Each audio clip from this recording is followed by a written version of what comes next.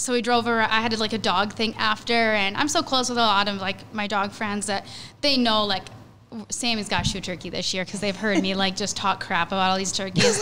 So I like show up to this dog event. I like open the truck after we get all of our stuff out, and I'm like, I didn't miss this year. Like, here's my dead turkey at this park that we're doing like these things, and I like close it back up to like hide the blood and funny. stuff. I'm like, it's fine, but yeah. You should just taken it and made little. Oh yeah. Just warrior paint. Yeah. I am the turkey warrior.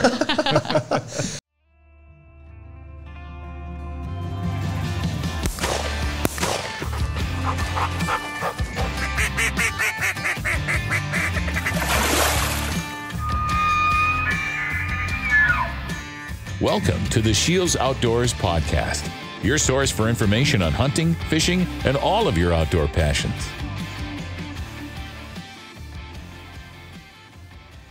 Hello, everybody, and welcome to the SCHEELS Outdoors podcast. Mike Anderson here in studio in Fargo, North Dakota, along with my host, Ashley Sorensen. Ashley, how you doing? Oh, I am fantastic.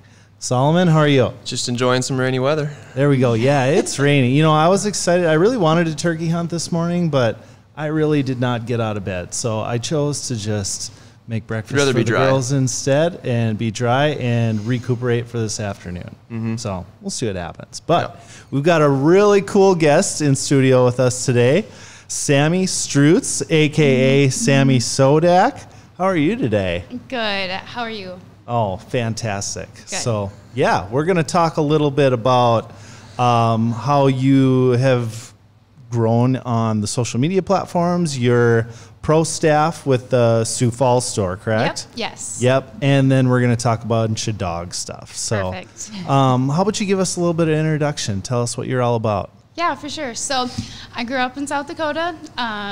I am passionate about two big things in my life, and that's dogs and hunting. So I've grown up hunting. I've grown up around dogs my whole life.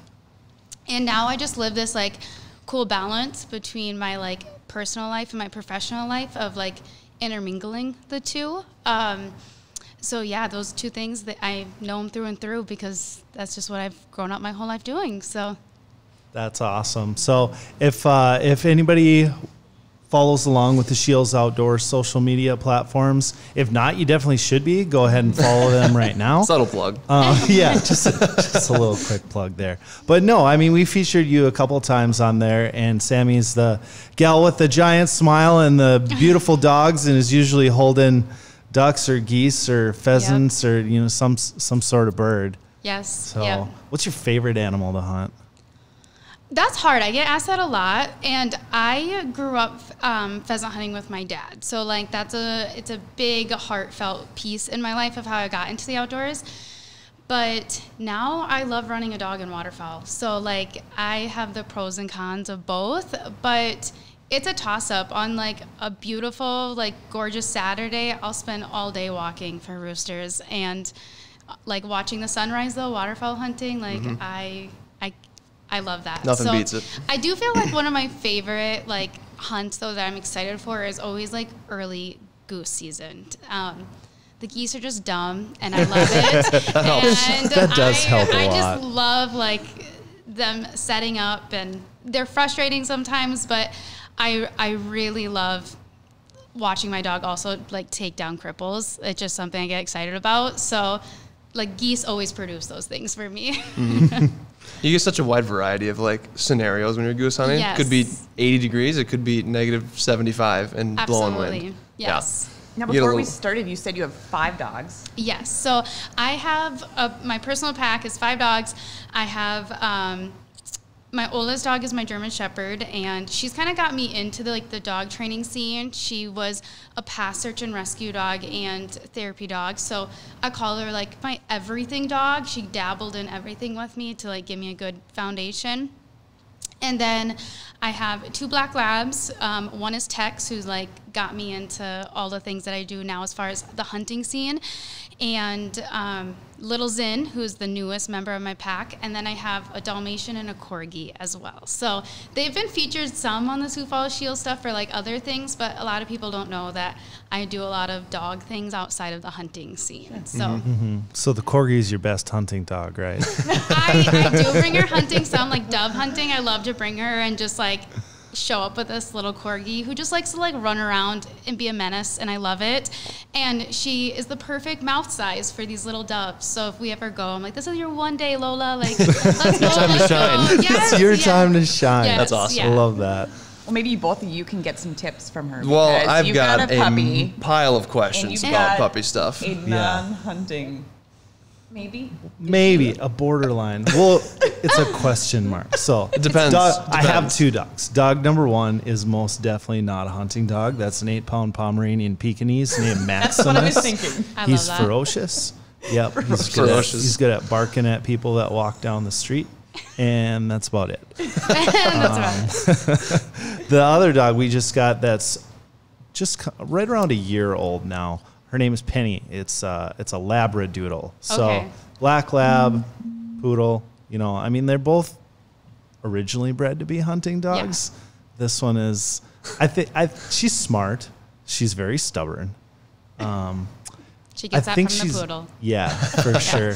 If we really work with her, I think she could be a good dog. She's good at fetch. And she'll like give the dummy back really easily. But then she gets distracted too. So I think with the proper training, I think she could be an excuse for me to get out into the field and go pheasant hunt. Like, she's not going to be world class. I've already accepted that. But I think she could qualify as an excuse to get out into the field instead of have to. That's a good way to look at it. Do all my house duties. Yeah. So yeah. So you better be taking notes today. Yeah. Oh, I will be. I'll be over here notes. typing away. Don't you worry. I've got, and I had talked to you before, but I got he's what, 5 months old now? He's a black lab short hair pointer mix. So he's got a bazillion miles an hour of energy. Yes. Super awesome. And he's really smart, like you said. And he likes to fetch more than life itself. He would, super good. So we're going to have a pile of questions about everything. But yeah, I'll start us off. Over here? Yeah, 100%, 100%. So basically, like you were saying, I can't remember how you said it, but basically, he was your starter dog, right? The German Shepherd, your everything dog. Everything. Yeah. So you're training, the way I'm looking at it, when I'm training, his name is Diesel. When I'm training Diesel, I'm looking at it like I'm training him, but also he's training me because I have no idea what I'm doing. Yeah. So for your German Shepherd, was it like as much of a learning experience for you on how to train him, or did you kind of already know some of the information for training? Yeah, great question. So I grew up pheasant hunting with my dad, like I said, and we've always been around dogs. Like, he is really well-trained black lab. So I have been around the dog training thing, and I ran a lot of dog trials younger. Like, my dad was so good about getting me into these sports. So I feel like the timing and the handling came very natural to me. I just didn't know I was going to go into a career with it. So when I got Blue, and it's a girl, but her name is Blue. It's weird. But I got her, and I was like, I'm going to actually get her and train her to be a service dog and donate her to a veteran. So I had a veteran picked out. I had some of the things that I was doing, and I was like a year and a half into the journey, and I was like, all right, how am I going to give this dog that I just learned so much about myself and so much about training, and I'm really good at this. Like, I'm not doing the hunting stuff, but I was like, things are clicking and things are really going easy for me. And I was like, well, crap, I have to do something good. I can't feel good about taking a service dog away from a veteran in that aspect. And I was like, but I just don't know if this is our calling. So that's when we got into like search and rescue, and that was a better fit for Blue, and it was a better fit for being able to work with her and be a volunteer on that team. So I'm very glad it went that route, because that was more her calling than service dog work. But and now, like, the service dog tasks that she does sometimes do, it's like fun to just show off as tricks, But yeah, it just kind of like naturally, I learned a lot about that. But when I'm like working with clients, I tell people that all the time. Like, I can train your dog to be the best, but really, dog trainers should be able to train humans, and that is overlooked so much in people who call themselves as a dog trainer. Is they just work with the dog and they don't work with the human. And like, if you are going to learn or take advice from someone, they have to be able to know how to communicate to you, not only speak dog but speak human as well. So it's such an important piece of that, is like knowing how to communicate to that, and then how to take that and learn about yourself, because you are going to make mistakes. I make mistakes. We all make mistakes. So how are you going to learn from those and take that to get you and your dog better? Yeah. Probably have made a lot of mistakes already, but we're working through it. We're working through it. Yeah. Learning for both of you. Yes, 1,000%. Yeah. So like I said, he's good at a lot of things and he's very smart. Yeah. But like, how do you, I guess this is going to be a super specific question, I guess. But the one thing that we struggle with him is anxiety, because he is, I feel like everybody says, oh, my dog has anxiety, right? I don't know, maybe not, but yeah. Yeah? Just about every dog does have some level of anxiety. Maybe. I mean, same with humans too. For sure. Yeah. You know, it's just how to understand and manage it. Get over it, manage it, Yeah. Yeah, for me, so like when I raise a dog, whether it's what I do for training at work or if it's like bringing babies into a home, I really look at like, okay, how can I make this dog the most bulletproof I can? Like, I want bulletproof dogs, as in like they recover from stress, fine. They recover from anxious moments, fine. Because I see the worst of the worst. So I'm like, okay, how can I know what I'm signing up for, but also I know that in this dog's best interest, I'm doing what is best for the dog.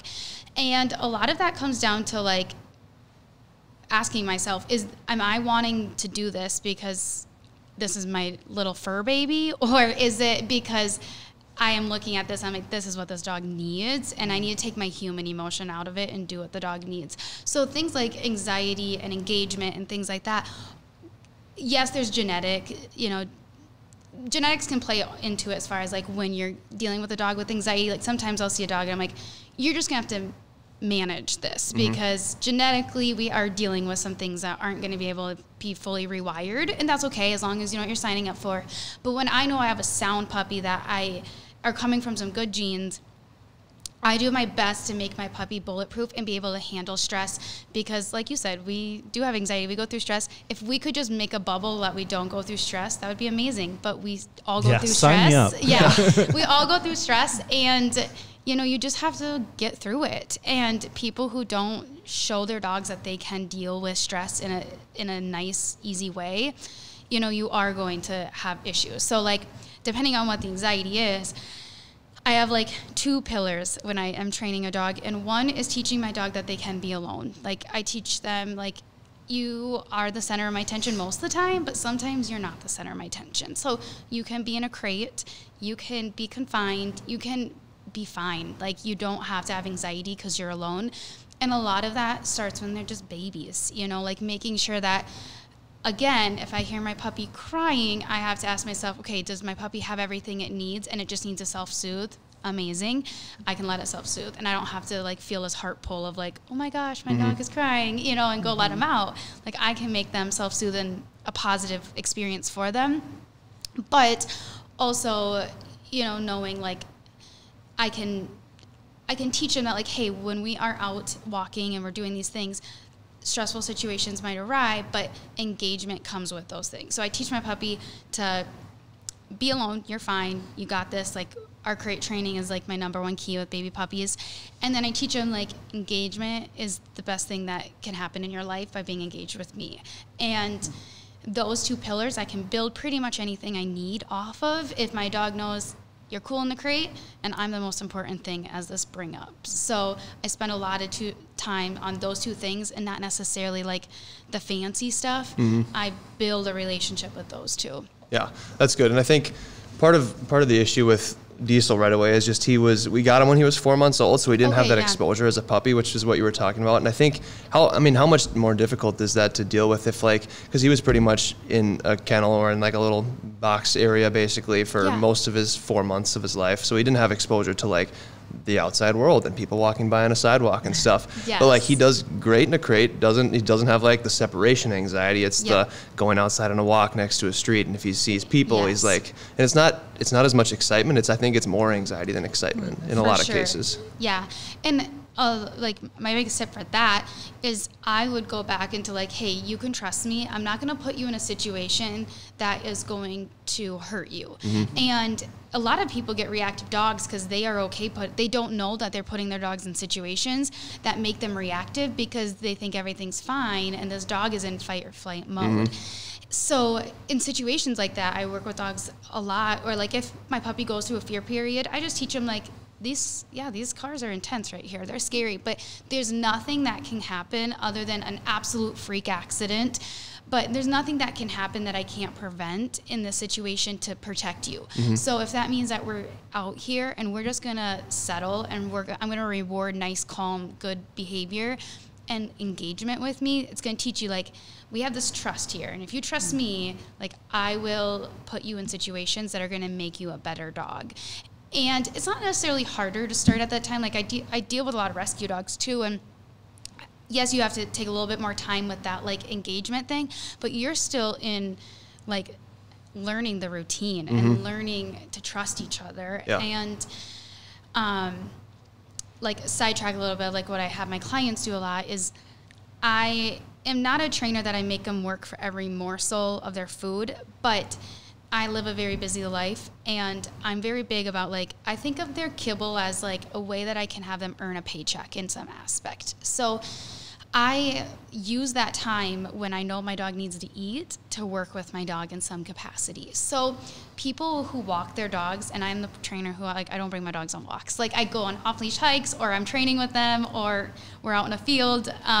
It's just not really applicable for me to, like, go on sidewalk walks. But a lot of my people do. And what I will say is just, like, bring their supper along with them. Instead of making them deal with a stressful situation that they have no idea what's happening by themselves, use an opportunity, and then they come back and eat out of a bowl. Use that as an opportunity to be like, hey, we're going to work for our food in some capacity where we're building relationship around some scary things. And you might not be able to go right to the scary things, but if you're going to spend 10 minutes walking your dog already, you might as well take the food along and build some relationship and some reinforcement in those aspects when you have this young dog that's learning, like, can I trust you? What can I get away with?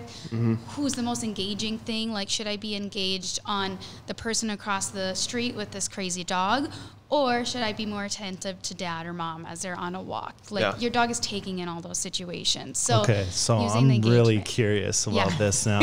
And I'm dialed in. Whole, like, all right, rewarding on, say, like the walk scenario. Yes. So how do you divvy up, like, giving out the food? Do you go a certain pace where she's not running around a bunch and then you feed a little bit and then keep doing that? Or great question. So, like, when I bring my puppy home, I'd say they probably eat out of their bowl every so often, because a lot of times I'll break up little training sessions through their kibble. So what I'm not doing is feeding them a bowl of kibble and then rewarding them with treats and then feeding them again, because as you probably see on my social media, I'm really big about fit dogs. I don't like overweight dogs. It's like my #1 pet peeve. And I want to ensure that my puppy is never at the point where they're like, I'm full, I don't really need that. Like, that over there is way more exciting than mom. I want them to be like, I'm hungry and I'm excited, and I'm excited for this reward because there's reinforcement with it. So when they're little babies, I will just make it so every time they engage with me, they get a reward. And then I start adding some standards. But the first little baby standard I have is, like, when you just engage with me, you get a little couple pieces of food. So, like, again, I don't have a lot of time, so I'm not giving them every little kibble. I'll do, like, little handfuls.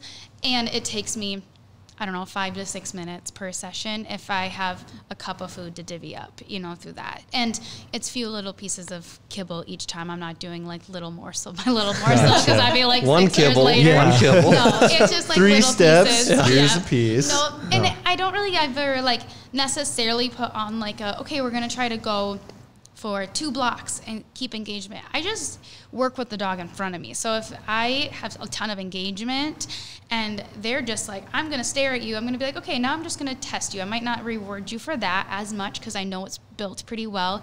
Now we're going to go buy the scary cars or buy something that is new or different. We're going to go into SCHEELS. Like, we're going to work around distractions and then build back engagement. And then I might start adding some standard. But when they're little babies, I just want them to be like, you are paying me to just engage with you, but also I have this relationship because everything I need, I'm getting from you in some capacity.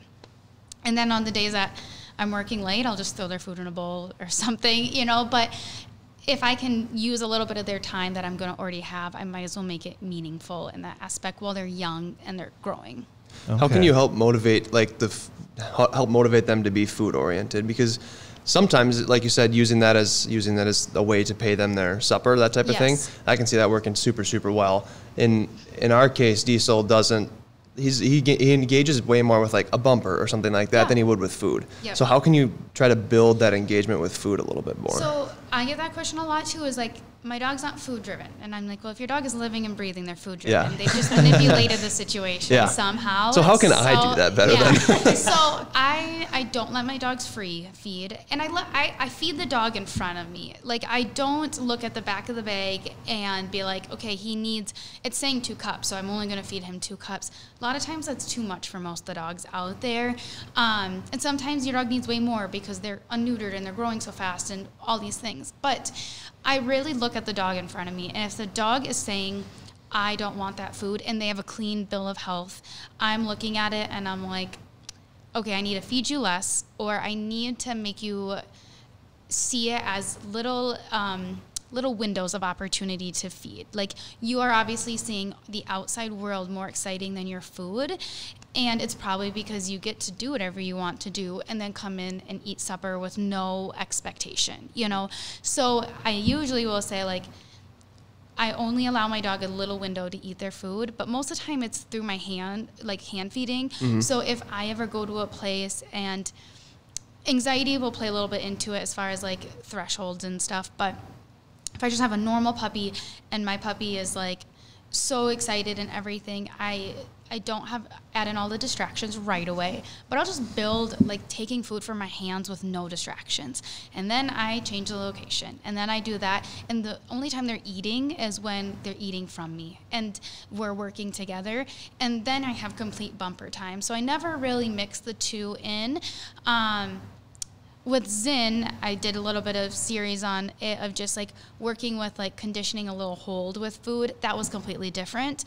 But like when I'm doing bumpers, it's bumper time and I let you be crazy. And again, you're getting rewarded for engaging with me and engaging with the bumper because you get released to the bumper. You get me to throw it when you look at me, things like that. But with food, if I'm dealing with a dog who's like, I'm not so sure about food, I'm like, okay, I got to backtrack a little bit. The food's only going to come from me, and I'm going to do it in a capacity that you can handle at this point. Nice. That was a fascinating segment for me. And that was really good. Going through my head and my own dog, because like we have the Pomeranian. He's 14 now, so like he doesn't care much about anything besides like sleeping and finding the comfiest spot. As he should as a 14-year-old. Oh yeah, absolutely. You've earned it, buddy. Yes. You do you. He's retired. You do you. Yeah. But anyways, like we've always like left his food out, his food in water, and he'll just like munch on it every once in a while because like he just doesn't really eat. He's the weirdest eater actually I've ever experienced because like this has been throughout his whole life too. Like we'll put the food down, and then he'll look at it and he'll look at us and he'll be like, okay. Cool. But then like we'll leave the room, he won't touch it, but then we'll like go to bed and then he'll start munching on it because like we're there, but we're not staring at him. So then he feels comfortable he's going to eat. And then our new dog, Penny, is kind of like taken on to that because like she stays in a kennel like in the bedroom. Yeah. So she's like secured and not going to get all over the place, but she'll like see that sort of stuff happening. And before, like when we first got her, she'd like chomp all her food down. Yep. And then now it's like, you know, sometimes I might not eat all that because it's probably going to be there later. Yes. And then like I once had to like move her food out into like a different room because we had company with, and then she gets like pretty crazy when there's a whole bunch of new people, and like she would not eat it when it was in a different room. So just kind of thinking about all of that stuff was super interesting. And too, like, I mean, again, we're talking about like a dog with clean bill of health, which your dogs probably are, but a lot of that too is like, if I don't see a dog that like wants to eat, usually there's something telling them that like, either I don't really need it, I don't want it, like you said, it's always gonna be there. So there's no drive to be able to be like, it doesn't matter where I'm at, I want that food. They know it's just going to be there. So it's just a little bit less of that drive, you know, because they've, again, adapted to a situation where they're like, it's fine, it'll be there, you know. I like that idea of just like building the hand feeding stuff into training, because then it's like they're probably going to want to eat if it's supper time, but then they're eating from you to build that engagement, and also hopefully being able to be reinforced for doing the correct procedures or whatever it's going to be. Yeah, and a lot of people are going to use treats. They're like, I need potty treats, I need all these things, and I'm like, they will work for a portion of their food in that capacity. If, like, it's easier on their tummies, it's easier on all these things. And like I said, if I only have, I'd rather have quality time with my dog than like quantity with no quality. So if I have 10 minutes with my puppy before they go back in their crate, if I can make them work, engage, and get rewarded for that, they're going to be like, that was amazing, and I'm excited about that, and I'm growing stronger in that aspect. So, yeah. Nice. That's super cool. And do you work with mainly hunting clients, or? Good question.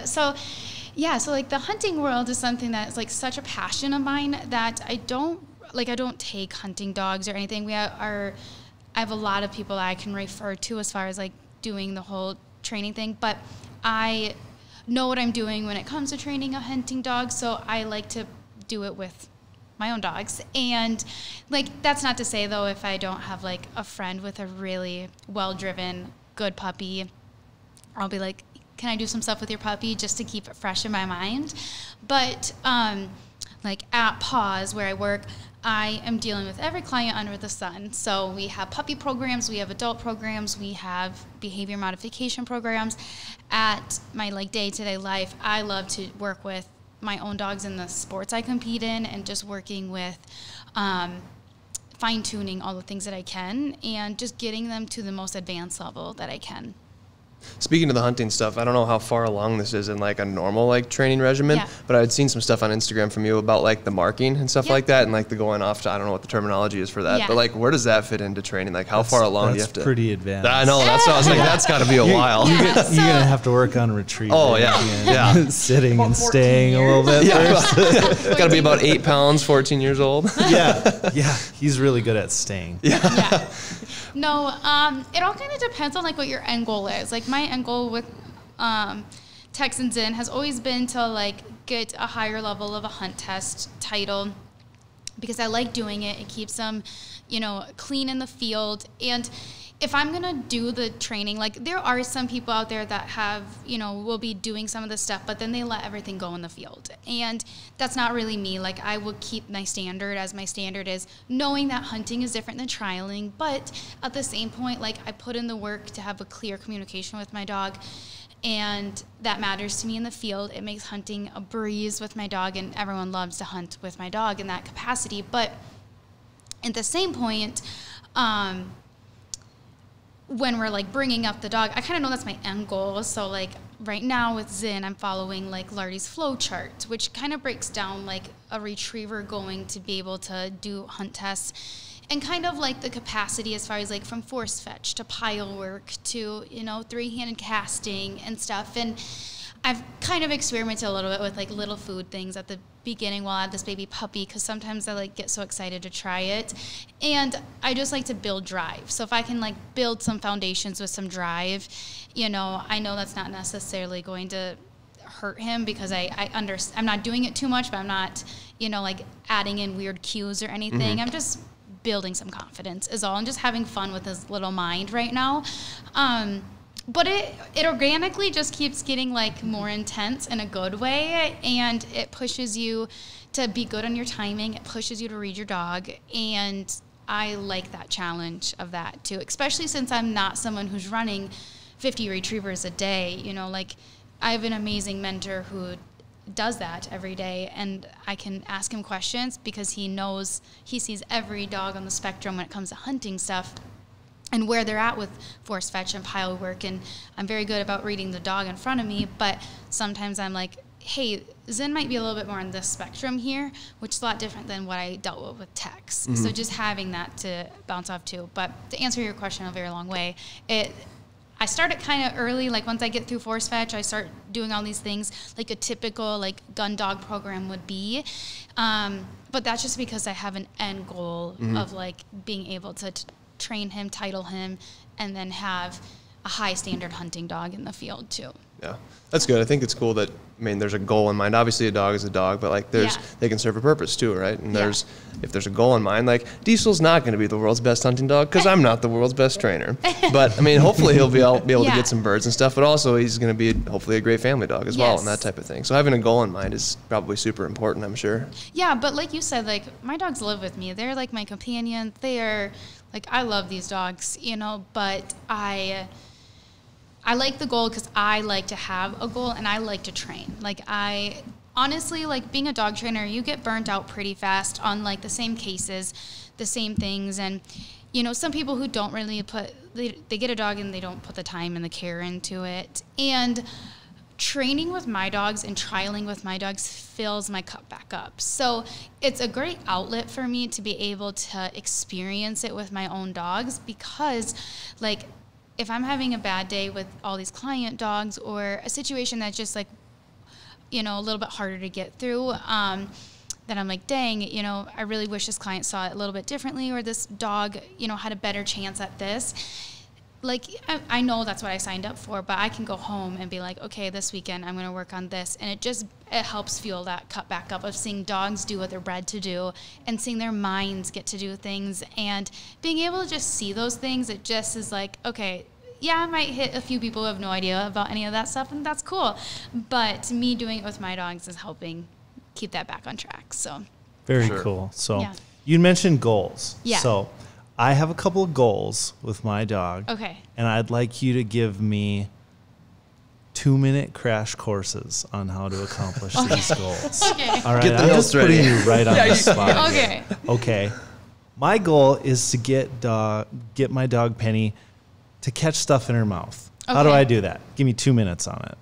So I do that a lot with dock diving dogs. Is like some dogs are great at catching things or like marking things, grabbing it off the ground, but they don't have that eye to mouth coordination quite yet. And I'm experiencing that with Zen right now. Like I remember throwing like a little treat and it just bounced off the middle of his forehead, and I was like, there was no reaction there, you know, like you just sat there. So like what I've been doing with him is doing a few takes out of my hands. I'm just like taking it out of my hand and then adding a little bit of a throw, and tennis balls are great for that because if you can get your dog excited about a tennis ball and they have to watch it bounce and they have to try to grab it out of the air, it builds confidence to do that. Like so that. Tennis balls are great for that. And sometimes I just am wild and have fun. I'll have like a little bit bigger treat and I'll be like, okay, I have 5 treats and I'm going to see if you can catch them. And I have to be like, can I get enough air? You know, like I have to critique every time, like, okay, that one was a little low. Like, I don't know how you would have been able to see that or whatever, but I have fun that way too. But if I'm doing like dock diving type stuff, I'll do a few takes and then I'll start adding a little bit of height. But a lot of that comes with foundation on the ground. I'm just like having fun and I'm throwing the tennis ball, and sometimes I'll have a different toy, and as they're coming, I'll toss it, and if they catch it, we have a huge party. And they're just like, I can open my mouth and I can catch things and I got it. Yeah. Nice. Love it. I think you even made it under the 2 minute too. So I'm impressed with that one. Okay. This one's going to be a little harder. Okay. How do I get my dog used to gun sounds? Yeah. So like, again, we're talking about a dog that is like genetically for it. I feel like if you have strong like genes coming, usually you can guarantee if you bring a good upbringing that they're going to be fine with it. Like Zen, I never was like, okay, today I'm going to shoot a shotgun around you. Like he got to come with in the truck and he got to hear all the shooting. He got to, you know, see the things and hear it at a distance before I brought it closer, as he was just a little puppy, as he's just crate training, you know, so he's hearing those things. He also going to SCHEELS and going to things that like have all these big noises and teaching them, again, deal with the stress. You're fine. You got this. And then I will eventually turn that into like poppers, you know, with the gunfire where it's not a full shot or full load or anything, but they start to associate it with like birds being thrown and everything as well. So just buying the little loads that are just the little poppers, and they're just not going to go all the way off and blast your dog's ear off. And just teach them, like, at a distance, you might hear a shot and seeing a bird fall, and it's not scary. And then it can get closer.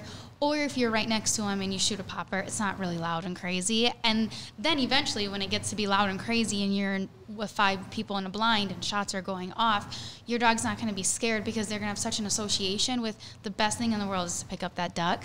And all these gunfires mean that I get to pick up that duck. So again, setting up your dog up for success, teaching them how to deal with the noises of just everyday chaos and opportunities, and then associating it to the field with rewards with picking up birds. Perfect. Good. You guys want to get in on this? I've got a 2-minute question. I can just see him good. I like this. Out of the corner of my eye, I'm like, oh, Solomon's chomping at the bit. I got a good one based on one of your answers. But so how can you go from transitioning, and maybe it's not a transition, but transitioning from like being really good with bumpers and things like that to working into real birds in a situation like that? I'm a big component for force fetch. Like there's so much that goes into force fetch, and teaching it in what is force fetch? So force fetch just teaches the dog. It was funny because the competitor I drove up here with, we were like talking about force fetch there, and I'm like, this is kind of confusing to like talk about. Like it makes sense to me and how we're teaching that, but force fetch just pretty much teaches that there is pressure involved to pick things up and to hold things, and the way to avoid that pressure is by doing the right thing with putting something in your mouth and holding something in your mouth the nice way. Now, I'm okay doing that myself because I can read dogs very well. I know the timing. For like a normal person for a first-time dog owner or anything, I usually refer them to a hunting trainer that can do it for them and then teach you, hey, here's the standard and we keep the standard. And somebody who's fair in teaching that, they're not going to bulldoze the dog and make it a really bad experience, because there are trainers out there who do that. But somebody who's going to be able to read the dog, set the dog up for success, and teach the dog that pressure is involved if you don't do the right thing, and a good balance. And that's how I train, is like through consequences. If you do good things are going to happen. More freedom, more rewards, more bumpers being thrown. If you do the wrong thing, like you're going to have pressure because you'll do it less if I can correct you. Like a correction is only just guidance. Like, don't do this again. So teaching them how to deal with pressure is super important if you're going to have a hunting dog. If you're going to have a good family dog, like if my dog breaks a stay to go run across the road, you know, like if they don't understand pressure and I can't correct them or anything, they might do it again and again and again, and that might cost the dog's life. But on that note, with force fetch is like the best way that you can coordinate both, as in like having a nice hold and being able to teach the dog not to defeather the bird and not pull things. But when they're babies and they don't really know those things yet, I will, with a long line, like your dog will be a perfect age right now to just put them on a long line and throw out a duck or a pheasant or something and let them see it. Like expose your dog to birds now and let them experience what it's like to pick it up in a very positive way. Reel them in, have fun with it, do it twice, and when they want more, we end it. You know, I always end it wanting more. A lot of hunting dog trainers, or not trainers, hunting dog like first timers, I feel like they will just like love it so much that they just keep doing it and they drill it into their dog, and their dog's like, okay, this is, I disengaged 10 minutes ago, but I'm just like here. I want it where they're like, this is fun, I'm excited, I'm doing what I'm supposed to be doing, and I'm like, okay, we're ending on a high note and we're done. Again, quality over quantity when it comes to that. That's good. Good. Yeah. You got one? You got anything? Well, dock dogs. I want to talk more about that, because you were like, I'm Yes. not Yeah, super familiar with it, but it is Yes. fascinating to watch when like they come to SCHEELS. It's so really much fun. is. Yeah. So I was started at Paw. So I've always been involved with dock diving since I got Blue, but dock diving is pretty much a sport where the dog runs off the dock, catches the toy, or they don't have to catch the toy, but they catch the toy, they grab a toy, whatever, and in a big, huge thing of pool, like 40 foot by 40 foot or whatever size it is. It's really fun to watch. With that, it's something that the Midwest doesn't have a lot of. So like at Paws, our first summer, I was like, Janine, we are getting a dock diving pool. Like, and now we have an insane community of dock divers. Like, we host our own local events. We partner with SCHEELS in Sioux Falls, and we have a blast on that dock, and we take every advantage of a nice day in South Dakota in the summer, and it's so much fun. It's a fun team sport, and it's also a fun sport to keep your dog in shape. And as long as you are doing it right, it's a really like low injury support as far as like if something happens on the dock or anything. So it's definitely like our most popular sport at our work. Like, how do you get fun. How do you get a dog to commit to jumping? Yeah, I tell people if your dog has toy drive, we can get your dog to dock dive. But they have to be engaged with the toy. So, and they have to build the confidence. Teaching a dog to swim sometimes everyone is under this false thing that every dog knows how to swim. That's not the case. Like there are certain breeds that there are some breeds that don't like their body, how they're built, genetically they aren't like corgis, like they're longer, so they don't naturally like when Lola was learning to swim, my corgi, like her little back like legs and her little butt would start to turn. Like she had to learn how to keep her whole body, afloat and straight. Or like your bulldogs, you don't see a lot of bulldogs doing that because they have big chests, just things like that. Not saying that those breeds can't do it. Lola, my corgi, is definitely the like most cheered on dog in dock diving because she's tiny doing it. But when you're teaching any dog to swim, sometimes the dog doesn't know how to, they don't know how to swim, but they also don't know what the situation is, so they might get a little nervous, and they don't know like what our end goal is. So I tell people like there's going to be some stresses throughout this of teaching your dog to swim, but as long as, again, we can set them up for success, we can make it that they know that we're not here to kill them. Like, we are just swimming. And they learn, like, when they're swimming, they're like, oh my gosh, my feet can move. And I'm staying afloat. And then I get a toy eventually. Like, once we start building all those pieces together, then they're like, okay, I'm confident. And it's just building that confidence that they can do it. And then they're flying in. And then the dock diving comes naturally. I would say, like we have one dog on our dock diving team, and he went through, like, 4 weeks of swimming lessons, and his parents were like, I don't think he's got it in him. Like, he is scared to swim. And now he jumps on average like 23, 25, feet a jump. Nice. But it's because they built his confidence. They, kept him in it. They didn't get discouraged. And he had toy drive. So once he learned to swim, he was like, I got it. Now I can swim. Now I can grab the toy.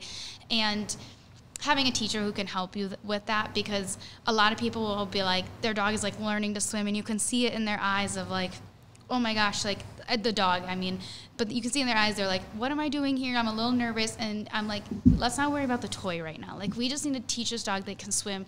And then once I start to see where they start to relax a little bit, and we can start maybe luring out with the toy, and you just start to see those pieces start to come together. So with the toy drive, will you play fetch where you're in, like, on shore and throw it into the water without the dock? Yeah, and like if then you move to the dock, or? Yes, if you can expose a dog to like entry-level lake or something like that and just have fun, absolutely. Okay. With baby puppies, I'll stand out in the water and I'll just cheer them on, and like just have fun that way. And if I have the ability to do that, I absolutely will. If I have people come to me and they're like, I like this sport, I want to see if my dog can do it. Some of those dogs have no exposure to water at all. So taking every dog as far as like where they're at in their journey of water exposure.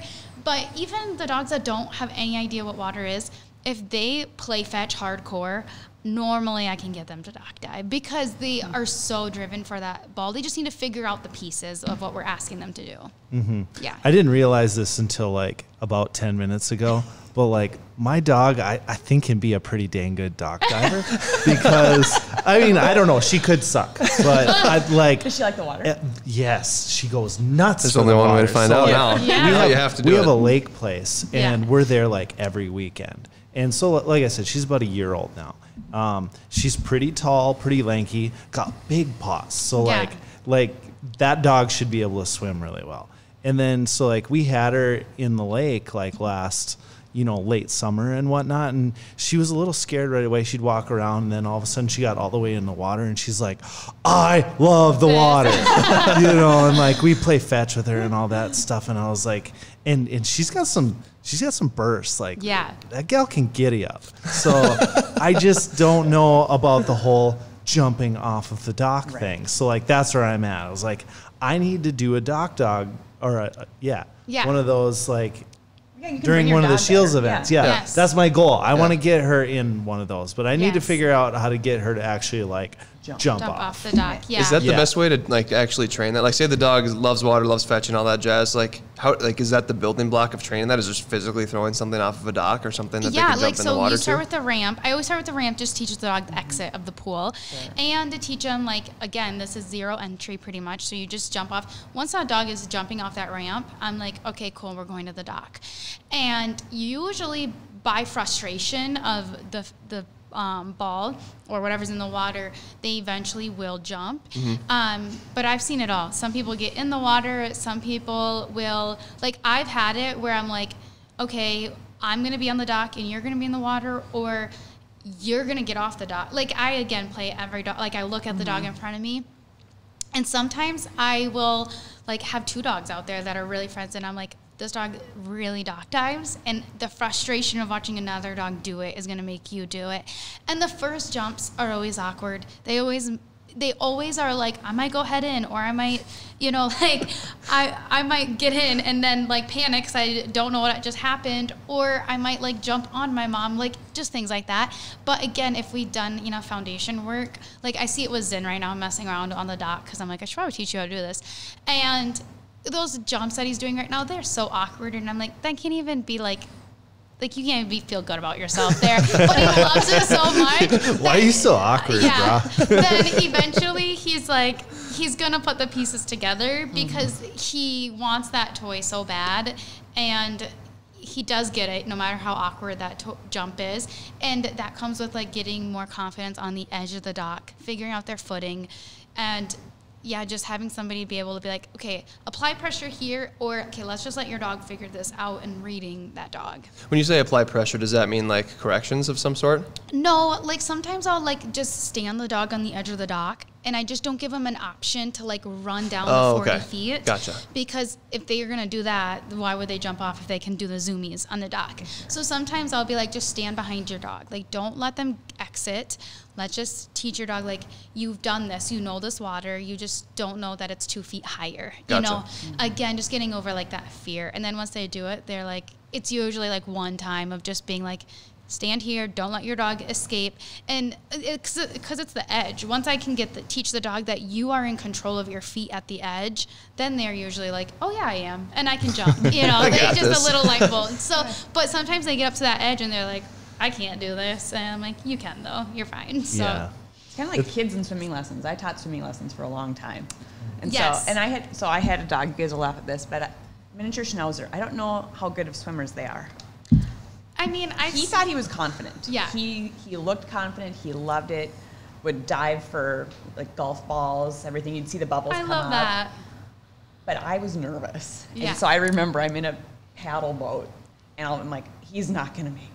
So I jump out of the boat to get the dog. They're like, he's fine. I'm like, no, his whole back end, like you were talking earlier, I'm like, he's not kicking his feet. Yeah. He's only doing this, and he's just like, he was fine. He wasn't even bothered by it. I'm like, you are sinking. Yeah.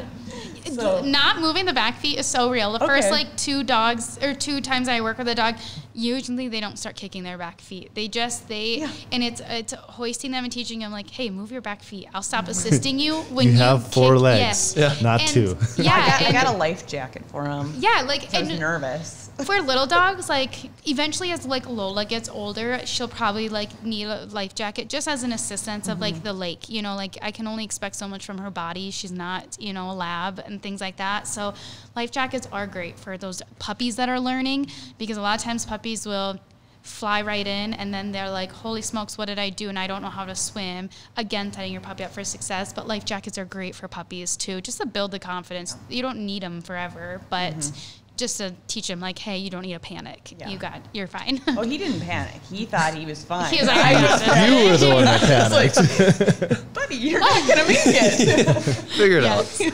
Yeah. Diesel's first introduction to water when we first got him was like, so it was probably a couple weeks after we got him, so he was like 4.5 months or so, and I was just down, I was at my parents' house on the lake, and we were fishing just on the rocks down by the store. The dock wasn't in or anything, and he was just sitting there next to me, just kind of hanging out, and he was like, just looking at the water, and he just walked right in, and he was like, this is great, even though the water was like 0 degrees, you know, so cool. But he was like, I don't care, this is great, but that's probably the lab. Yep. I remember the first time Zin got introduced to water, we were in Arkansas, and we're in this like rice field that's flooded, and Tex is out there just bulldozing, and I was like, all right, let's throw some for Zin, and Zin like steps, and he's like the little prissy puppy, like my paws can't get wet. He's like, I have no idea what this is or what it is, and then like he's like, oh, I can touch, I can do this, and then he's like, fine. You know, it's just that first interaction of like, this is weird, like what is this? And it's so funny watching those first interactions with whatever it is, just seeing the wheels start turning in the dog's like, what is this thing? Oh, it's probably not bad. Okay, the zoomies in the snow. Yes.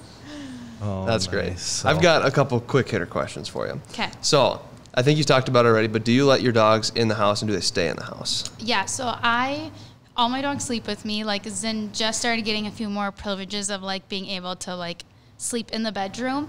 They're crated when I'm gone. I'm a big stickler about like crated or confined in a situation that I know they can't get into anything, only because I've heard all the horror stories. Like, and that goes to show like if I'm in a hotel room and like Tex is probably gonna be sleeping on the bed, like, and again, it's controlled. I know he can't get into anything, and they're potty trained and all of that, but I just feel better when they're in a crate, and I have like kennels I like post on my Instagram of, but I have the space for them to just hang out when I'm gone, and I don't have to worry about anything.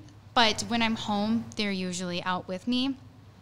But I also, if I have company over and I don't want to deal with them, like I'm okay putting them away.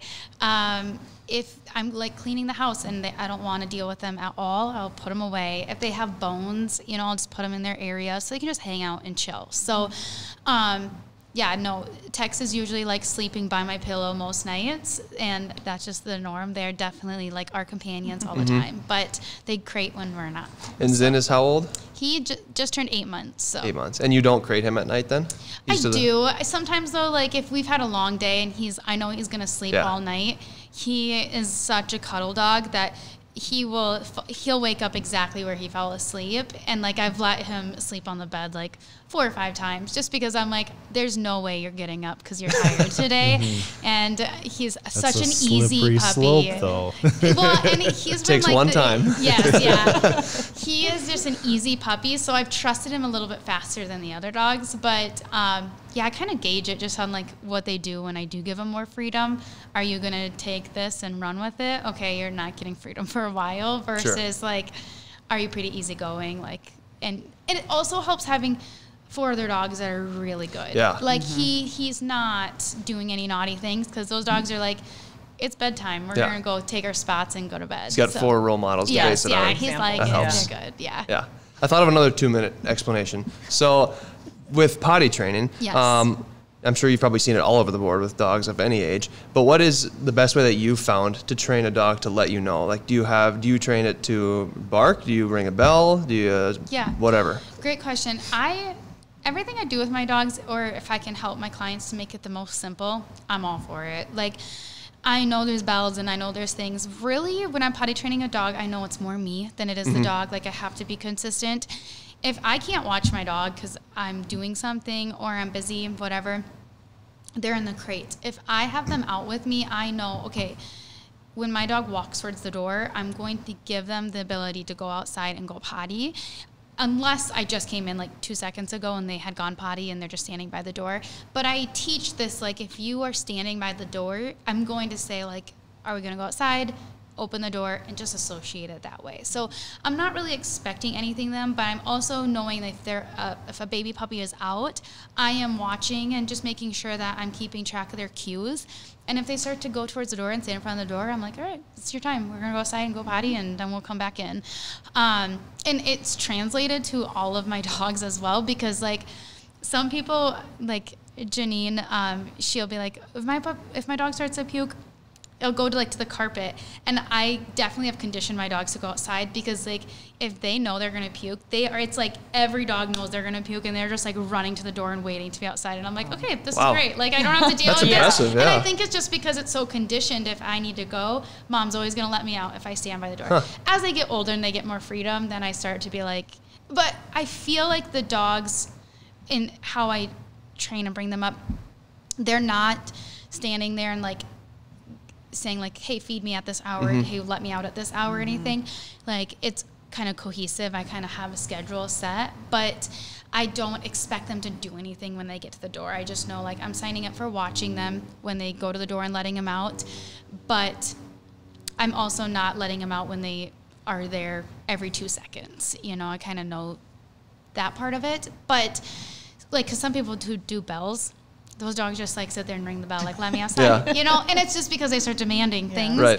So it's kind of that balance. Let me out. Yeah. Yes, yeah, like let's go. So as they get more freedom though, I feel as they start to learn, like we go outside to go potty, or if I go outside, they come out with me type of thing. They're not sitting there demanding it, but. Good. That's good. Nice. Yeah. All right, you got any more quick hitters? We got time for maybe one more. Let's do it. I got a broad question, and it doesn't have to be like a specific dog, but like what's been the hardest breed you've had to train, or like what's been the hardest experience with a dog in terms of just being hard-headed or something like that, or anything? I will say that the dogs that I've dealt with the most, like conflict between owner and dog or dog and the situation they're living in, is actually sheepadoodles. Like doodles are in such a range right now, but sheepdogs, you know, are made to be very, you know, they're made to be very protective in certain ways, but also they want their people and they don't need anything else other than that. And when we're bringing them into a lifestyle of like, I want you to be around 50 kids and I want this, that, and the other thing, like that's stressful for those dogs. So I've dealt with more bite cases from the sheepadoodles of just like, these dogs, again, it's breeding that is causing the issue, but having like a real-time talk with the owners as far as like, this is going to be a management case and stuff like that. But honestly, I like the challenging dogs. I like the ones that have a lot of drive that people are like, my dog is a crackhead. I'm like, yeah, it's okay, I like that. I got this. I love dogs with drive, but I'd say the harder ones is like if the owner and the dog just aren't on the same page as far as like what that dog needs for commitment wise. But if anybody asks you, I feel like if someone's going to be like, what's the breed that you don't like working with? I'm like, sheepadoodles. Like, I don't want to deal with those. But. And here's the part where you tell Mike and I that lab breeds are your favorite to work with and easiest, Absolutely. right? Everyone's like, you shouldn't have a favorite. And I'm going to tell you, like, on record, Tex is my favorite dog. Like, if it comes down to it, Tex is like the best dog ever, and he is my favorite out of my pack, and everybody knows Tex is my favorite, and I'm okay saying that. He probably knows it too. Yes, yeah. I'm okay saying that because he's just my favorite out of my 5. Yeah. That's awesome. That's awesome. Nice. So I have a 3-year-old daughter. Okay. Can I use all of these same applications on her? Because she's a total tornado, super manipulative, crackhead, like super stubborn. Like all the same rules, Sharpies over the house. Yeah. I am not a parent, but I feel like you should experiment with that and then just let me know. Yeah. I'll let you know. Yes. Oh, love it. So I just want to talk a little bit about like your relationship with the Sioux Falls store, how the pro staff gig is going. Yeah. So how Sioux Falls, SCHEELS, and I kind of collaborated was through Paws. So I work at Paws Pet Resort, which is a Christian company, and we do a lot of giving back. So SCHEELS, also being a Christian company, like we have done a lot of collab stuff together for our charities in the area and just doing fun drives. So on a professional level, we do a lot of fun things together because we do dock diving events together and everything. But on the personal level, I got to had the ability to become a pro staff for their hunting side of things and their dog side of things, which is super cool because I'm a woman and they're able to like broadcast on that a little bit, and is fun to have the dogs involved because everybody can relate to having a dog as well. And I like, you see it on my Instagram, but SCHEELS is the best. I love SCHEELS that we bring our clients in there. Our team in Sioux Falls is amazing. Like our social media people who I spend probably the most time with is like Jenna, Sierra, and Josiah. Like those people are the best. And yeah, everything we do with SCHEELS is just so organic, and it's just so like for the right reasons. So it's really easy to align all of our passions together because we have so much in common in that aspect. So yeah, I feel like I'm at SCHEELS more than my house sometimes. I'm just always doing something there. So. Can relate to that. Yeah, feel you. us also. Yeah. So, how about for people that want to follow along? How do they see your content? Yeah, I'd say like the best way to do that is if you're going like the hunting and the dog side of me personally, it's on Instagram at Sodak_SammyJoe. But also, if you want to like see the dock diving and the fun dog stuff, Paws Pet Resort in Sioux Falls I'm also running that Instagram, just posting things and doing things of that sort. So more of the like professional training in that aspect. So Perfect. Maybe we can get Penny on there. yeah, Maybe. We'll see. Or Diesel. We'll see. Yeah. We'll see. We'll see what they can catch. Contest right now. We'll Yeah. see. We need to put a wager We can on jump it. farther Let's by, do like it. one of the by the Fargo dock dogs. Let's do it. Let's do it. All right. Yes. I'm in. Love it. You've inspired us, given us a lot of great information. Thank It's you. been a blast having you here, listening to what you have to say. Yeah, I appreciate it. I love talking about dogs. I feel like we didn't talk a lot about hunting, but I was good with all the dog questions. So I was like, Hey, oh, you guys are that's gonna have some okay. good dogs after this. We'll have a round 2. Yeah. I know I need to There's get a dog. plenty of time. Yes. So Yes. I'm Yes. like, I didn't realize you guys were doing this to me today. So Well, we'll and now I'm try like, to convince you. gosh, yeah. I mean, there's something about being able to train your dog, and like I love that. So Yes. Super yeah, but cool. thank you so much for being here. Yeah. Thank Thank you you. guys. This is fun. Yeah, absolutely. Great time. So, again, thank you, Sammy. And if you need any dog treats, dog toys, dog training stuff, make sure to head to your local SCHEELS or visit us online at scheels.com. And with that, thanks for listening, and see you next time.